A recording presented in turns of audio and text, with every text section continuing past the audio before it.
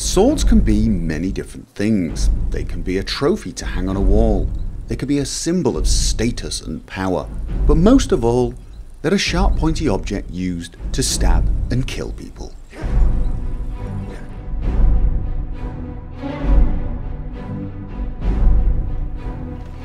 Hi guys, and welcome to part 97 of Skyrim Mod Sanctuary. Now, as you have probably guessed, I'm going to be looking at some sword mods in this video, but not just the sort of swords that look nice, the sort of swords that also look functional. I personally have never liked the swords in the Elder Scrolls games. They've always looked too large, clumsy. They're pretty ugly to me. They always look, the one-handed swords look like cricket bats. The two-handed swords look like they should be used by a troll to hammer posts in. They just generally lack something that makes them look, well, sword-like to me. But the swords that are added by these mods, well, they're the opposite. They look extremely functional. They look extremely well balanced and easy to use.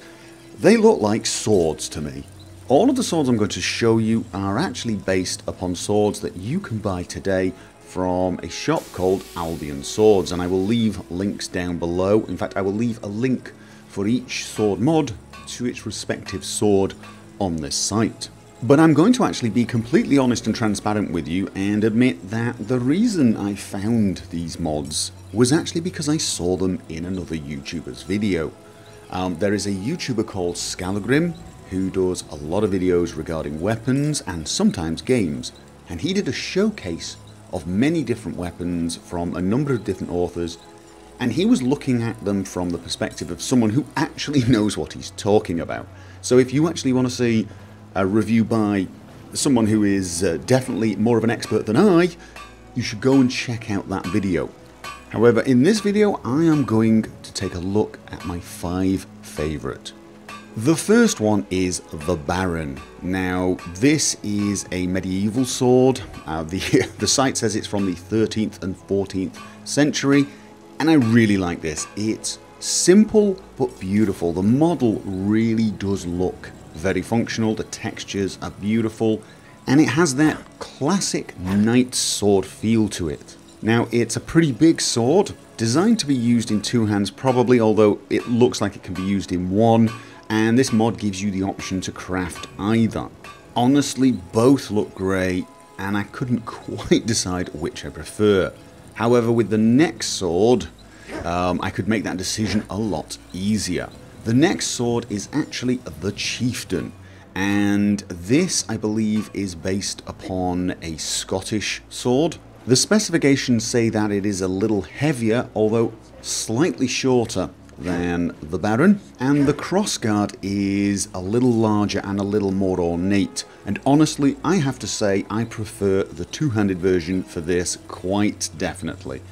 The mod itself comes with 2 different versions. You can't have both swords in the game. You can't have the one-handed and the two-handed, at least not as far as I could see, so you have to choose which one you want, and I would recommend the two-handed.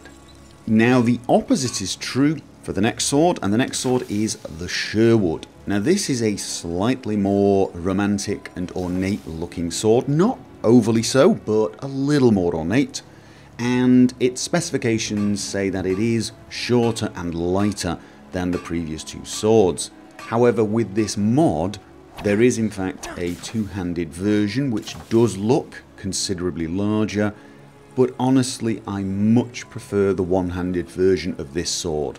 I'm not sure if it's because it doesn't scale quite that well when you increase its size, but honestly I do prefer the two-handed versions in the 2 previous swords. The same is also true for the next sword, the Cluny, although honestly I'm not totally sure which version of this weapon is the more historically accurate. The weapon itself, the real one, is very long, slightly longer than any of the swords I've shown so far, but it is very light indeed. This is a very slender sword, so perhaps the two-handed sword is actually a better representation. I'm not 100% sure. I would have to do some sort of in-game measuring, but I loved the one-handed version of this. It really does look very, very nice indeed. I love the crossguard, I love how slender the blade is, I love the models, the textures, everything about this blade I really did like. The one-handed version of this looks very, very agile, very fast. It looks like a fencer's sword to me. Not that I'm an expert, please don't rip me apart if that is incorrect. But this is the sort of sword that screams light armor to me, or perhaps even no armor if you want to do that type of character. And whilst I really did like the Baron, I think of all the 5 swords I'm going to show you, this is probably my favourite. However, that is not to say it is the most visually impressive, because that award probably would go to the Vassal. Now the Vassal is a falchion type weapon, and in game this weapon looks phenomenal. I was a little worried that it was going to be a bit too clean and shiny looking from the pictures. However, once in game that worry was dispelled. The textures are incredible. It is well polished. It really does have a shine to it, but when you get close to the blade, the texture looks phenomenal. It's got lots of little blemishes.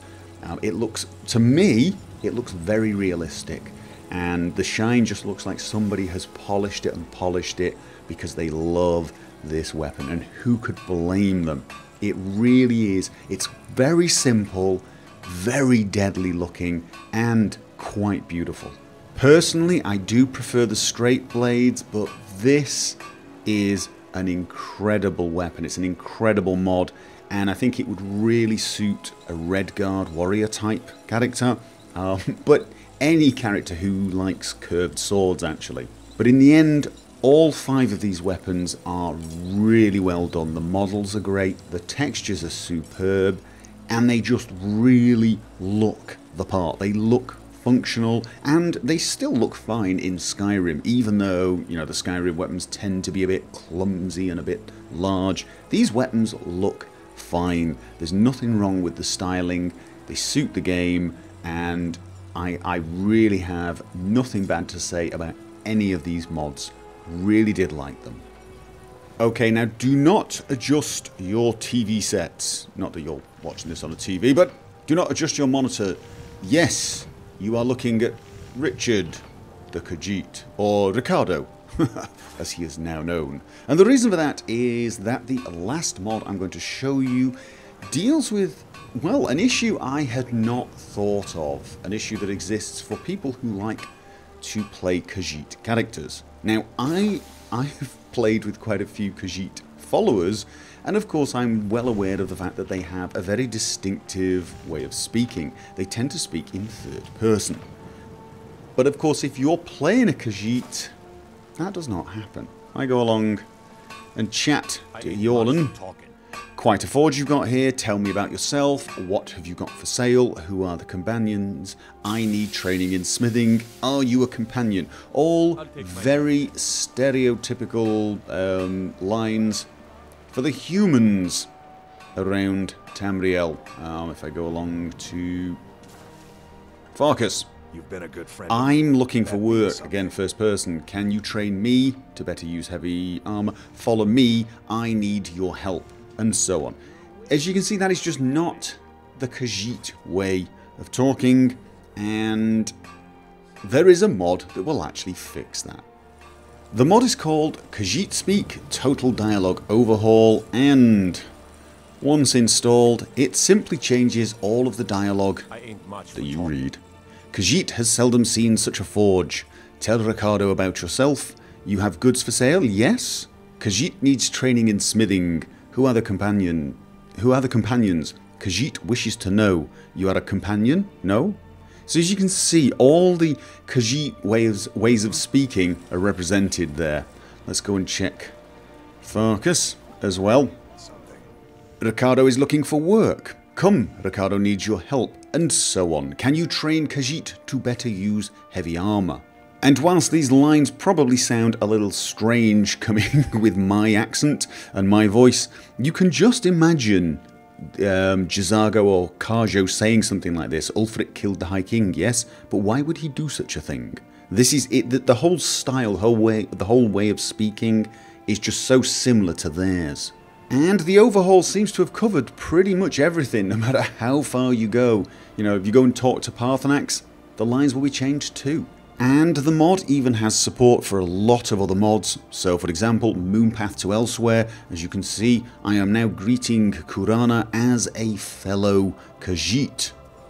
However, you should know that the mod will actually change the speech no matter what race you happen to be. So even though I am now a Breton, with the mod installed, it will give me options as if I was a Khajiit. Now, this is another good reason to use something like Mod Organizer, and then you could have one profile for your Khajiit character and another profile for your non-Khajiit character, but it is a small weakness with the mod, I suppose.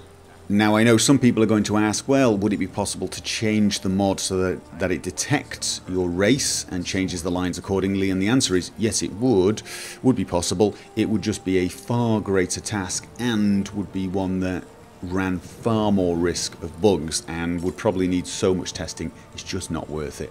I would basically recommend, if you want to use this mod and you have different characters, you should probably be using Mod Organizer anyway. However, I really like the idea of this mod, and if I was going to play a Khajiit character, this is definitely one I would install. It definitely makes the game feel more immersive and enhances roleplay potential for Skyrim. Okay guys, that is about it for this video. I'm going to end with some screenshots that you guys have posted. A big thank you to everyone who has done so far, and as I always say, if you want to post your pictures, you can post them on my Nexus page for this video series. There are several thousand there already. You'll know if you've got to the right place. There are a lot of pictures there. You guys are more than welcome to join me for the next Skyrim Mod Sanctuary, or whichever video you care to join me for. And until then, remember, as always, have fun.